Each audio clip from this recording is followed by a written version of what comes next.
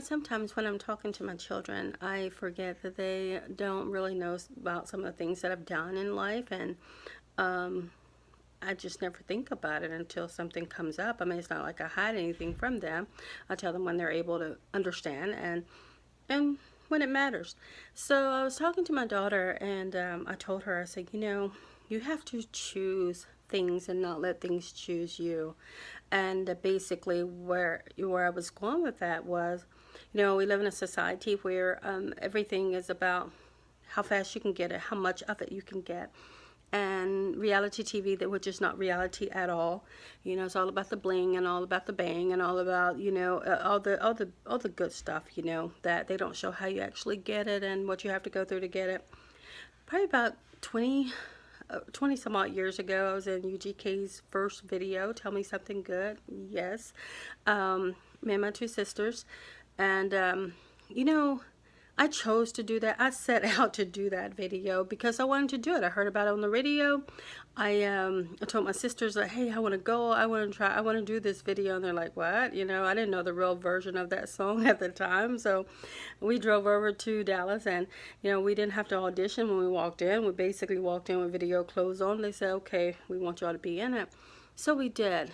And after that first video, I was offered to do their second video, because we became friends and they liked the way we did things. So anyway, kind of turned that down, but I would go watch them record their second video.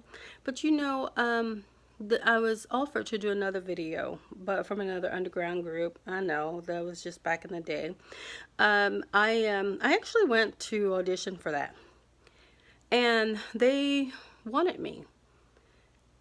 But it was at that moment, it was at that particular moment that I made a decision that I have to choose it, and I'm not going to let it choose me. I wasn't going to allow the money, which sounded really good back then. I wasn't going to let the money choose me. I wasn't going to let the bling and the fame and the whatever choose me, because I had to think more about, what is this going to look like later? How do I want my life to look later? And I'm so glad that in my early 20s, very early 20s, maybe 21, I knew that there was something bigger that I needed to do with my life. Not that there's anything wrong. If a person chooses that route, that's fine.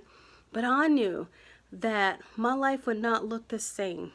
I like I told my daughter, I probably wouldn't have had her or my middle child, my middle son.